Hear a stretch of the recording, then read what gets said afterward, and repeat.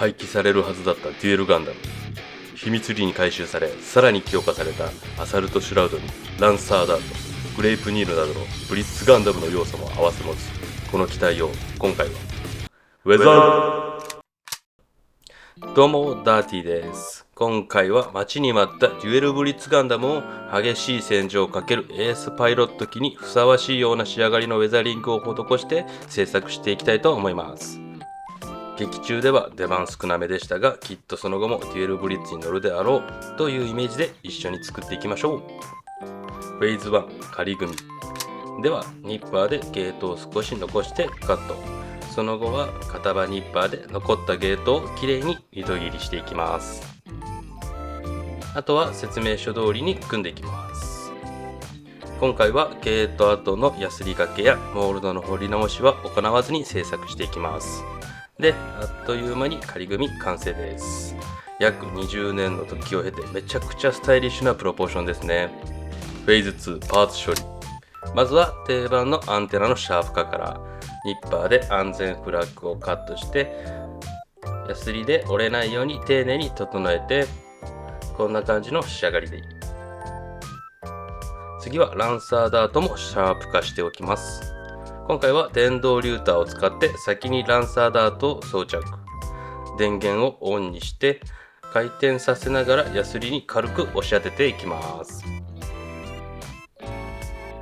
これで簡単に綺麗にシャープ化完了です。次はグレープニールの爪の先の部分をシャープ化していきます。面に沿って丁寧にヤスリ掛けしていきます。で、こんな感じの仕上がりです。あまりシャープにしすぎると閉じた時の状態の噛み合わせが良くないのでほどほどにしています。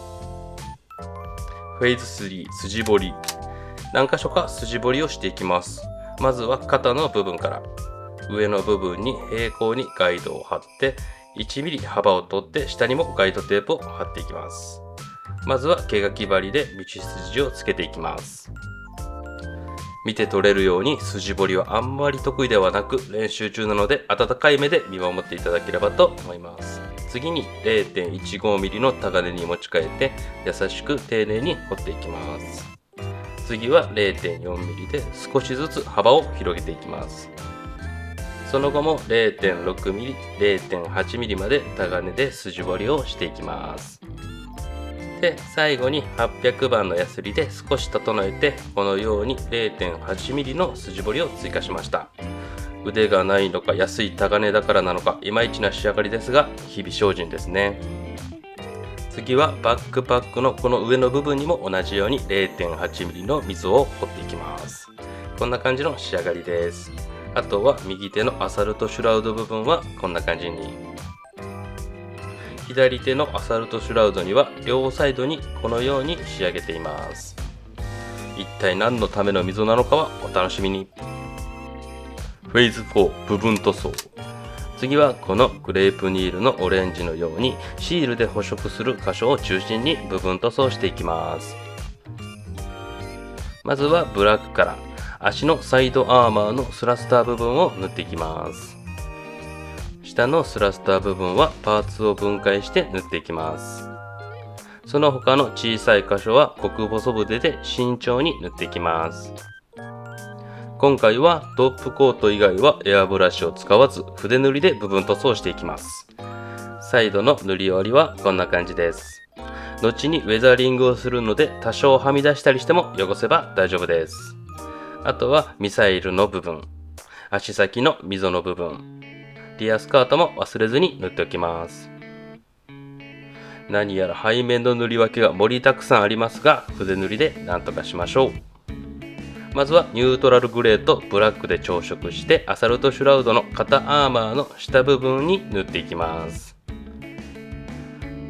あとはデュエル自体のバックパックのスラスター部分も塗っておきましょう。次はその調色したグレーにブルーを足してこの部分を塗っていきます。こんな感じですね。今は光沢がありますが艶消しをすれば違和感がなくなります。次はサーフェーサーのホワイトを使ってオレンジに塗り分ける部分の下地を塗っていきます。こんな感じです。グレープニールもこの通り。これらのパーツにホワイトを塗りました。ミサイルの弾頭部分も忘れずに塗っておきましょう。ついでにオレンジのランナーにもホワイトを少し塗っておきます。オレンジ色の朝食はホワイト、オレンジ、イエローを使います。先ほどのランナーでチェックしていい感じにできたらサーフェイサーを塗った箇所に塗っていきましょう。で、こちらオレンジ色の塗り終わりです。下地を白にしてから塗っているのでしっかり発色して塗れました。次にエナメル塗料のブラックでスラスター内部を塗っていきます。仕上がりはこんな感じです。筆塗りなのでビシッとはいきませんが、後のウェザリング作業で何とでもなるのでこれぐらいの仕上がりで問題はなしです。フェーズ5デカール貼り。今回は少し水転写式のデカールを貼っていきたいと思います。専用のデカールは販売されていないので余ってるデカールを使っていきます。で、個人的に注意している点なんですが、色付きのデカールは物によって若干色合いが違うので、ある程度使う種類を絞って貼っていく方がいいと思います。今回はマスターグレード用のシードデカールとリアルグレードのニューガンダムのデカールを中心に使用しました。デュエルガンダム自体はシンプルに仕上げたかったのでかなり少なめにデカールを貼りました。こんな感じで貼っているのも目立ちにくいものばかりです。その他のパーツはこんな感じです。僕は全体的に小さいデカールばかりであっさりめにしか貼ってないんですが、デカールはお好みで貼っていってもらえればと思います。で、武器にも少し貼っています。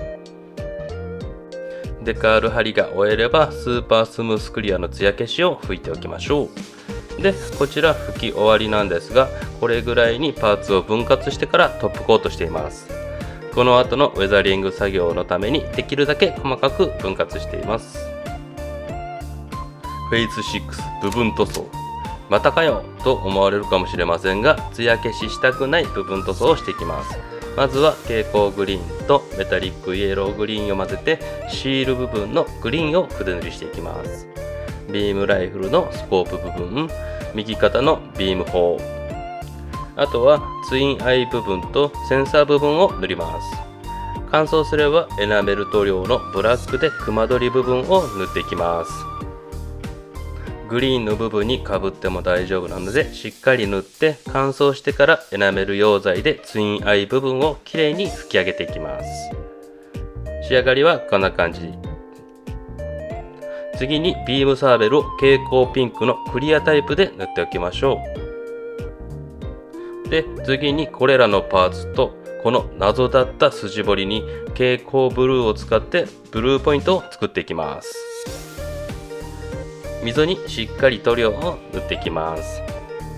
上手い方はよくレッドチップでディテールアップしているのを見かけるんですが、大変そうなので折って塗るだけの簡単ディテールアップですね。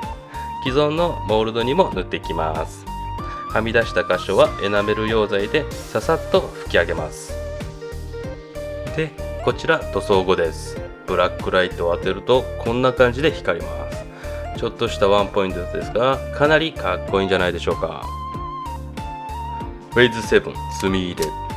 今回はリアルタッチマーカーのグレー3を使って墨入れしていきます。墨入れしたい箇所にマーカーの細い方で線を引いていきます。次にマーカーのインクが乾く前にメラミンスポンジで余計な部分を拭き取っていきます。こんな感じで艶消し後だと完全には拭き取れないのでグラデーションかかった墨入れができます。あとは全パーツに墨入れしていきます。書いては拭き取ってを繰り返します。白いパーツもこんな感じの仕上がりです。で、こちら墨入れ後ですね。大きいままのメラミンスポンジでは拭き取りにくい箇所もあるので小さく切ってピンセットで掴んで拭き上げた方がいい箇所もいくつかあります。黒やグレーのパーツももちろん墨入れしています。白いパーツは他のパーツよりも気合を入れて拭き上げないと汚い仕上がりになるので少し注意しました。あとは武器類にも細かいモールドがあるので目立ちにくいですがしっかりと墨入れしておきましょう。フェーズ8スポンジチッピング。水性塗料の焼き鉄色でスポンジチッピングしていきます。瓶ごとしっかり振って蓋の裏の塗料をスポンジにつけます。ペーパーで塗料を調節してパーツのエッジ部分を中心にポンポンしていきます。この時目立つゲート跡があったら隠しておきましょう。クレイプニールもがっつり相手の機体に食いつく感じの武器なのでチッピングをしっかりめに。でここで注意なんですが、パーツのエッジといっても合わせ目部分は避けてチッピング作業をしてください。でたまにデカール部分にもチッピングするといい雰囲気が出ます。もちろん武器類にもポンポンして全てのパーツにチッピング作業を終えたのがこちら。一気に金属感が出てきますね。で先ほども言いましたが、ゲート跡が目立つところであったり、あと部分塗装してはみ出したりした箇所はチッピングでごまかしたりしています。今回は特に背面スラスター箇所を汚して隠蔽しております。デュエルガンダム本体は気持ちですが、アサルトシュラウドより使用感増し気味でチッピングしています。特に関節部分のフレームなどはしっかりめに汚しました。フェーズ9ウェザリングマスター。今回はウェザリングマスター D セットのオイルを使って最後にお化粧していきます。付属のスポンジを使ってエッジ部分中心に汚していき、メラミンスポンジで軽く撫でるように塗った境界をぼかしてなじませていきます。エッジ部分だけだと不自然なので、チッピングした箇所や綺麗すぎる面にも塗っていきます。こちら右が作業後ですね。チッピングだけの時よりさらにリアルな汚しになっていると思います。濃い青のパーツには色としては見えにくいんですが、輪郭がしっかりしてこんな感じに締まった印象になります。アサルトシュラウドのブルーグレーにはかなり相性が良くて、ディテールがはっきりしてめちゃくちゃかっこよくなります。でこういうパーツとの段差には塗りにくいので、一旦外してからオイルを塗っていきます。この作業を全てのパーツに施しました。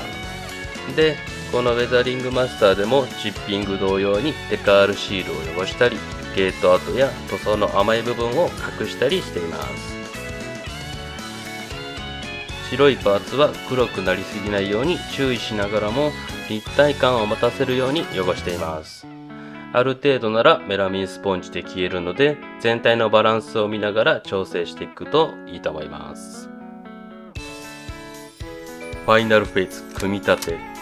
これでようやく全ての工程が終わったので、サクサクっと組み立てて頭部をつけて、では完成です。どうぞ。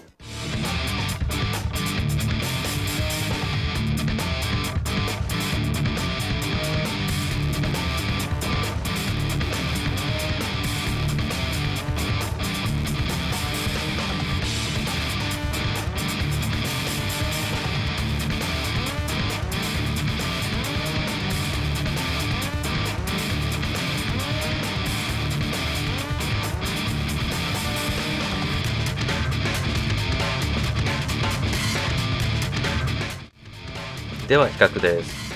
素組みの時よりさらに引き締まった印象になって、よりかっこいい細マッチョ感に仕上がりました。白いパーツに黒色で墨入れすると浮いたような感じになるのですが、全体を汚すことによって違和感なくキットのモールドやディテールを強調できました。合わせ目などは段落ちで処理されているのもありがたいポイントですね。で次はアサルトシュラウド装着後ですね。細マッチョから一気に重装備でマッシブな印象になります。で素組み前よりもウェザリング後の方が金属表現も相まってさらに重厚感が増しています。背面の塗り分けも筆塗りでしたが、汚しでごまかしてバシッと決まってます。ブルーポイントもいい感じのアクセントになりました。ではアップで見ていきましょう。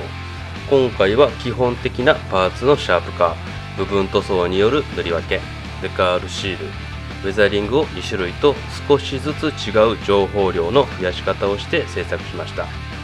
めちゃくちゃ筋彫りを頑張るとか、デカールシールを貼りまくるとか、小難しいことはせずとも基本的な簡単な作業で情報量を足していくだけで十分魅力的な作品に仕上げれたと思います。いかがだったでしょうか。今回はデュエルブリッツガンダムを基本的な簡単な作業だけで戦場をかけるエース機体風に仕上げました。20年ぶりの新規造形のデュエルガンダムのスタイルもかっこいいし、デュエルブリッツ状態もかっこいいしで、どちらで飾っておこうかかなり悩みますよね。もう一個買おうかな。で、もしこの動画が良かったと思っていただけたら、高評価、チャンネル登録をよろしくお願いいたします。何か一つでもためになれば幸いです。では、また。